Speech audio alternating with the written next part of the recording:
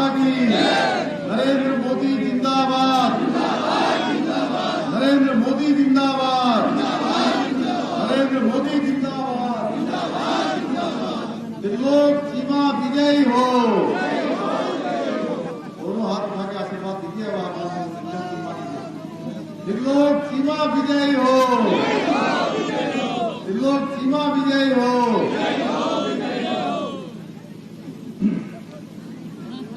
मेरी बहनें भी हाथ उठाए। आप देखिए, आपके मुख्यमंत्री आपके हाथ उठा करके समर्थन देने की बात कर रहे हैं, तो आप भी हाथ उठा लीजिए। बोले त्रिलोक सीमा विजयी हो।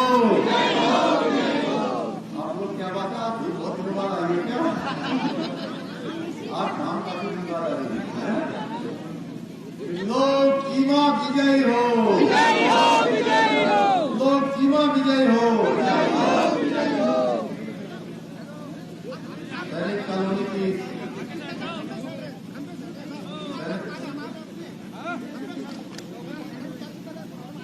इस सैनिक कॉलोनी की सभा में हमारे इस क्षेत्र के लोकप्रिय विधायक, जिन्होंने लगातार इस क्षेत्र को अपना नेतृत्व किया है, आप सब लोगों ने जिनको लगातार सेवा का अवसर प्रदान किया है, ऐसे आदमी हरभजन सिंह चीमा जी और हमारी पार्टी के राष्ट्रीय अध्यक्ष ने, हमारी पार्टी के केंद्रीय नेतृत्व में और हमारे देश के प्रधानमंत्री नरेंद्र मोदी जी ने, जिनको अब आपकी सेवा के लिए इस क्षेत्र में भेजा है, वहां से पार्टी का टिकट देकर आप सबकी सेवा करने का दायित्व जिनको दिया है, ऐसे आदमी त्रिलोक सिंह चीमा जी जो हमारे यहाँ से प्रत्याशी हैं, हमारी पार्टी के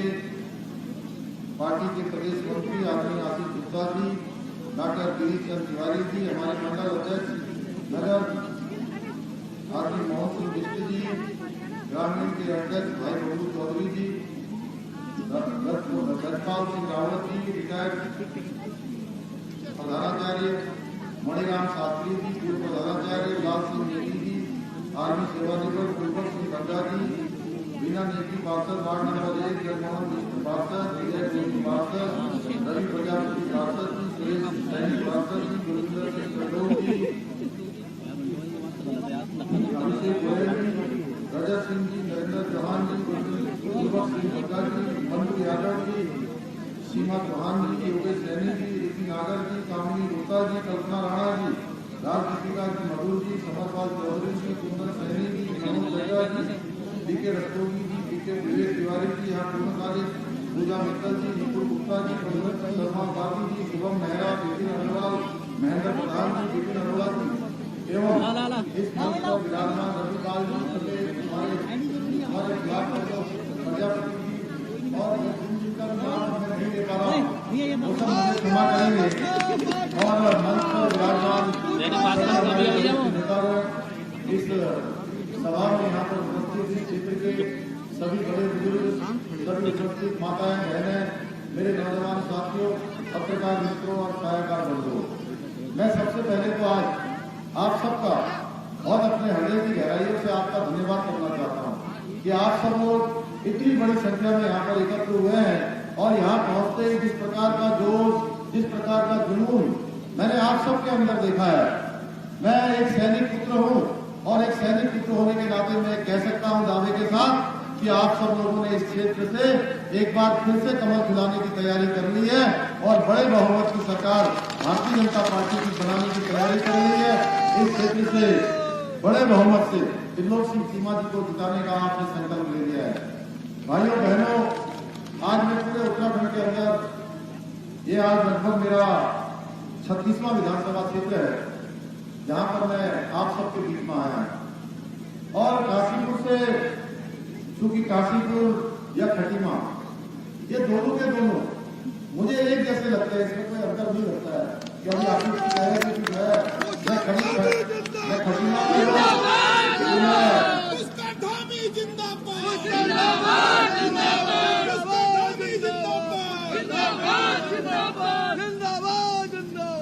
भाइयों बहनों, आप सबके बीच में आकर मैं अभिभूत हूँ।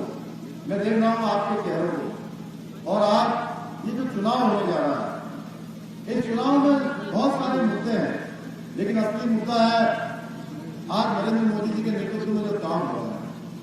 हमारी सरकार ने काम किया है, मोदी जी की सरकार ने काम किया है।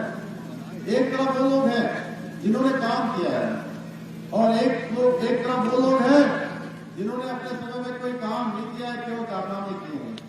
ये चुनाव काम बनाम कारनामे होने वाला है। आज मोदी जी के नेतृत्व में पूरा हिंदुस्तान आगे बढ़ रहा है। मैं एक सैनिक का बेटा हूं और आप सबके बीच में मुझे बताते हुए खुशी हो रही है कि आज सेना का मनोबल जिस प्रकार से बढ़ा है, सैनिकों का मनोबल बढ़ाने का काम किसी ने किया है तो हमारे देश के यशस्वी प्रधानमंत्री नरेंद्र मोदी जी ने किया है। 42 सालों से रुका हुआ वन रैंक और वन पेंशन किसी ने अगर लागू किया तो उस महान व्यक्तित्व का नाम है नरेंद्र मोदी। भाइयों बहनों, मेरे स्वर्गीय पिताजी अब दुनिया में नहीं है। 2014 में जब देश के अंदर प्रधानमंत्री नरेंद्र मोदी जी के नेतृत्व में सरकार बनी थी और उसके बाद वन रैंक और वन पेंशन लागू हुआ था तो खटीमा में एक सभा हुई थी। उस सभा में हजारों लोग एकत्र हुए थे और मेरे पिताजी ने मुझे पहली बार एक दिन कहा, बेटा आज मुझे खुशी है कि तू अच्छी पार्टी में गया। तुझे और मोदी जी को मैं धन्यवाद देता हूं कि तुम लोगों ने इतने साल पुरानी रुकी हुई हमारी मांग को पूरा किया। भाइयों बहनों, आज चाहे जो सैनिक हमारे सियाचिन के माइनस डिग्री तापमान में काम कर रहे हैं, मैंने देखा है बहुत सारे लोग जो बर्फ में काम करते हैं, बर्फ में जिनकी ड्यूटी लगी रहती है, -40 डिग्री तापमान होता है, वहां पर बहुत लोगों के बर्फ में जाने के कारण से कीड़ा लग जाता है। शायद कोई सैनिक में होंगे, कोई सेना में होंगे, कोई जानते होंगे, एक बर्फ का कीड़ा लग जाता है और बहुत लोगों के पैर काटने पड़ जाते हैं। सालों साल से इसकी मांग चलती रही कि ये अच्छे बूट मिलने चाहिए सैनिकों को, अच्छे जैकेट मिलने चाहिए, अच्छे उनको वर्दी मिलनी चाहिए, लेकिन कोई सरकार इस काम को नहीं कर पा रही। ये काम भी तब हुआ जब देश के प्रधानमंत्री के रूप में नरेंद्र मोदी जी ने काम करना शुरू किया। भाइयों बहनों, 1962 से लेकर आज तक हम हमेशा ये सोचते थे कि कभी चीन के साथ युद्ध होगा तो क्या होगा। हमारी सेना हमेशा से ही मजबूत रही है, हमेशा से ही दुनिया की सबसे बेहतर सेनाओं में से सेना रही है। सबसे बहादुर सेना अगर कहीं भी मानी जाती है तो हिंदुस्तान की सेना मानी जाती है। लेकिन उसके बावजूद भी मन में एक संदेह रहता था कि चीन के साथ युद्ध होगा तो क्या होगा। इस संदेह को दूर करने का काम भी भारत के प्रधानमंत्री के रूप में नरेंद्र मोदी जी के साथ जो गलवान की घाटी में जो संघर्ष हुआ, इसमें भारत के सैनिकों ने चीन के सैनिकों के छक्के उड़ा दिए। इसके पीछे चाहे आज भाइयों बहनों मोदी जी के द्वारा जो सैनिकों का मनोबल बढ़ाने की बात है, कोई होली होती है, कोई दिवाली होती है, उनका अपना जन्मदिन होता है तो वो अपने प्रधानमंत्री निवास में नहीं मनाते हैं। वो अपना होली, अपना जन्मदिन वो कहां मनाते हैं? वो चीन की सीमा पर जो सैनिक काम कर रहे हैं, पाकिस्तान की सीमा पर जो सैनिक काम कर रहे हैं, नीति या माड़ा में जो सैनिक देश की रक्षा में लगे हुए हैं, उनके बीच में जाकर मनाते हैं पहले प्रधानमंत्री। इस नाते देश की सीमाओं का रक्षा करने वाले सैनिकों का मनोबल बढ़ा हुआ है। आज हमारी सीमाएं सुरक्षित है। आज कोई दुश्मन हमारी तरफ आंख उठाकर देखता है। पहले क्या होता था? पहले सैनिकों को इंतजार करना पड़ता था कि आज हमारे ऊपर पाकिस्तान के बॉर्डर से जिहादियों की, अलगाववादियों की गोली आई है। गोली का जवाब देने के लिए ऑर्डर देना पड़ता था। कंपनी कमांडर, जिसको सीओ बोलते हैं फौज में, वो अपने ब्रिगेडियर से पूछता था, ब्रिगेडियर डिप से पूछता था, डिप वाला कमांड से पूछता था, कमांड से सेना हेडक्वार्टर जाता था, हेडक्वार्टर से भी मंत्रालय आता था। इसमें कई दिन बीत जाते थे भाइयों बहनों, तब तक कई सैनिक हमारे शहीद हो जाते थे। लेकिन मोदी जी के बनने के बाद पहली बार ये हुआ कि जो सैनिक हमारे दुश्मन के साथ मोर्चा ले रहे हैं, अगर कोई गोली अगर पार से आ रही है या किसी आतंकवादी की आ रही है, अलगाववादी की आ रही है, दुश्मन की गोली आ रही है, तो दुश्मन की गोली का जवाब देने के लिए अब किसी से पूछना नहीं पड़ेगा, गोली का जवाब गोली से दिया जाएगा। भाइयों बहनों, अनेकों काम आज मोदी जी के नेतृत्व में हो रहा है। पूरी दुनिया के अंदर भारत का नाम बढ़ रहा है। भारत आज एक शक्तिशाली भारत के रूप में जाना जा रहा है। नंबर भारत के रूप में जाना जा रहा है।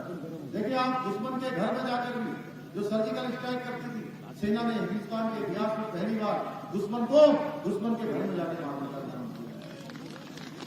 म्यांमार की घटना हो, पहले होली आती थी, दिवाली आती थी, कोई बड़ा त्योहार आता था, उससे पहले ही हमारे मन में एक शंका पैदा हो जाती है कि कहीं कोई हमारे ऊपर हमला होने वाला तो नहीं है, कोई बम विस्फोट तो होने वाला नहीं है।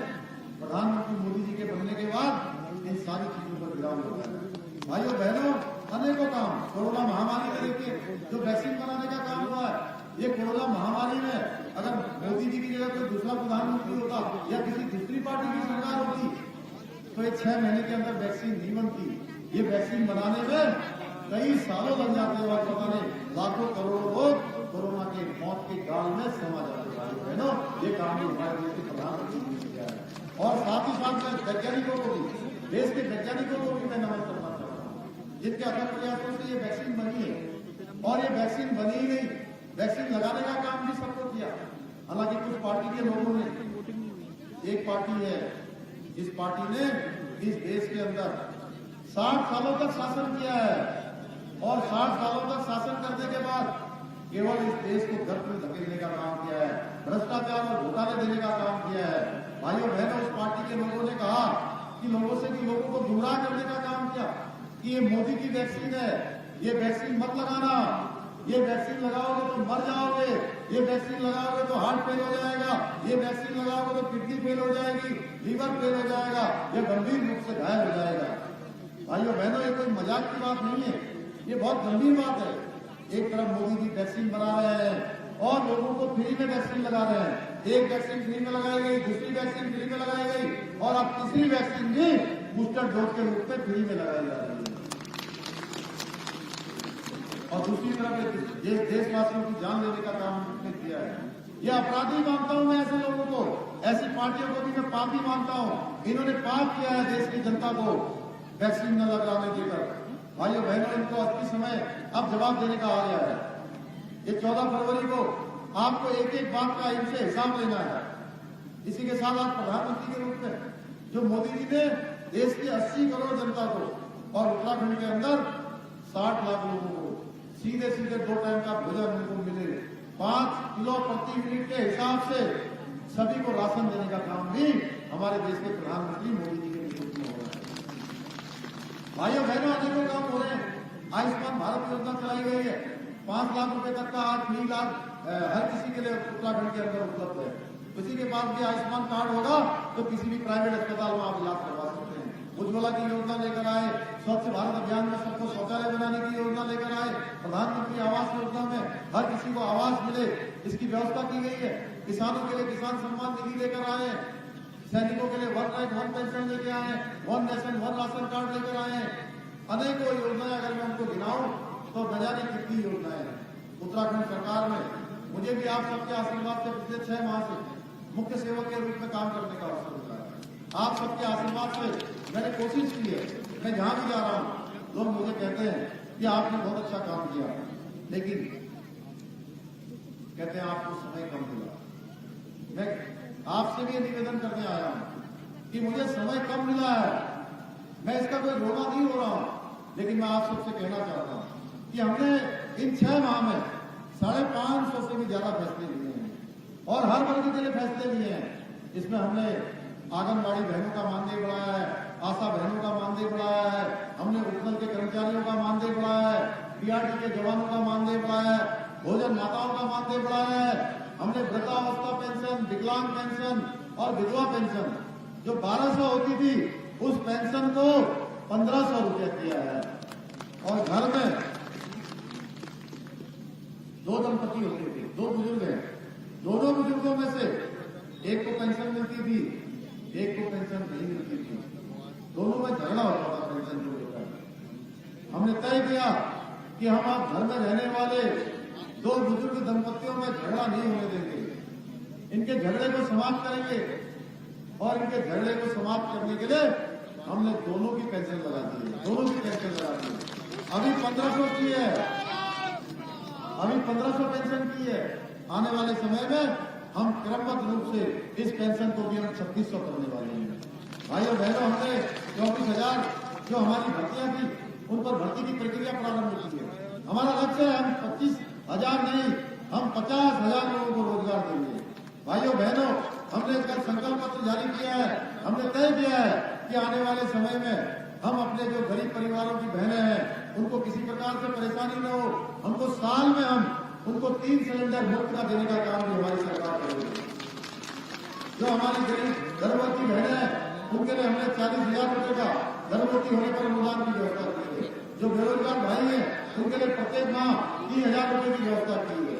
हर क्षेत्र में हमने चिकित्सा का क्षेत्र हो, शिक्षा का क्षेत्र हो, पर्यटन का क्षेत्र हो, रोजगार का क्षेत्र हो, हर क्षेत्र को बढ़ाने के लिए हम काम कर रहे हैं। हम ऐसा उत्तराखंड बनाना चाहते हैं, हम ऐसा काशीपुर बनाना चाहते हैं 2025 में जब हमारे राज्य का स्थापना दिवस मनाया जा रहा होगा, जब इस राज्य की रजत जयंती वर्ष मनाई जा रही होगी, उस समय हम हिंदुस्तान के श्रेष्ठ राज्यों में से एक राज्य होंगे, हम आदर्श राज्य होंगे, हम हिंदुस्तान के नंबर 1 राज्य होंगे। उसके लिए हमने कल्पना की है, हमने संकल्प पत्र जारी किया है। भाइयों बहनों, में आज मेरे पास बोलने के लिए बहुत सारी चीजें हैं, क्योंकि आज बहुत सारी सभाओं में जाना है। मैं आज आप सबके बीच में जो आया हूं कि आपका एक एक वोट आज मांगने के लिए आया हूं, आपसे एक एक वोट मत और समर्थन की आपसे आशीर्वाद लेने के लिए आया हूं। हमारी पार्टी ने लगातार काम किया है। मोदी जी के नेतृत्व में डबल इंजन की सरकार ने पिछले 5 सालों में 1.5 लाख करोड़ से भी ज्यादा योजनाओं की स्वीकृति इस प्रदेश के लिए की है। आज रोडों के क्षेत्र में आप देखिए किस तरह से विकास हुआ है। आपके काशीपुर से रुद्रपुर जाने वाली सड़क हो, या काशीपुर से हरिद्वार को जाने वाली सड़क हो, या दिल्ली को जाने वाली सड़क हो, सारी सड़कों को आप देखिए तो कितने बड़े बड़े हाईवे बन गए हैं। रेल के क्षेत्र में काम हो रहा है आपके उधम सिंह नगर में ही, जिसके लिए हम दिल्ली जाते थे, आज एम्स हमारा उधम सिंह नगर में ही खुलने जा रहा है। भाइयों बहनों, ऐसे अनेकों कार्य हुए हैं, कामों को गिनाऊंगा तो बड़ा लंबा हो जाएगा।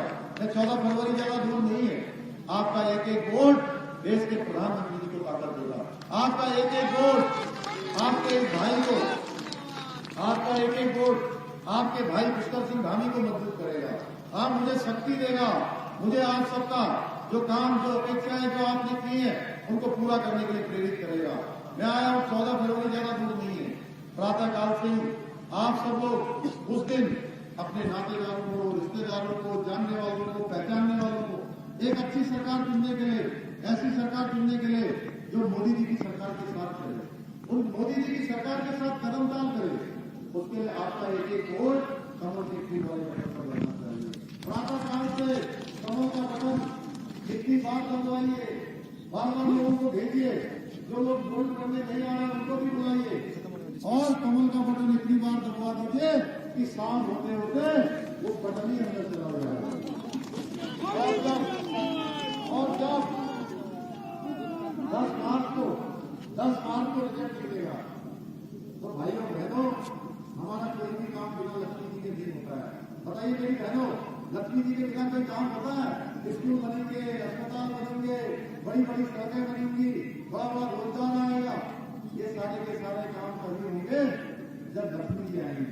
और लक्ष्मी जी न साइकिल में आती है, न हाथी में आती है, न झाड़ू में आती है, और हाथ के कंधे में तो बिल्कुल नहीं आती है।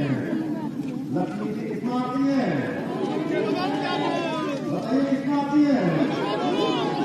तो कमल के फूल को बुलाना है और लक्ष्मी जी को लाना है। और मुझे उम्मीद है कि आप सब लोग, आप सबका योगदान,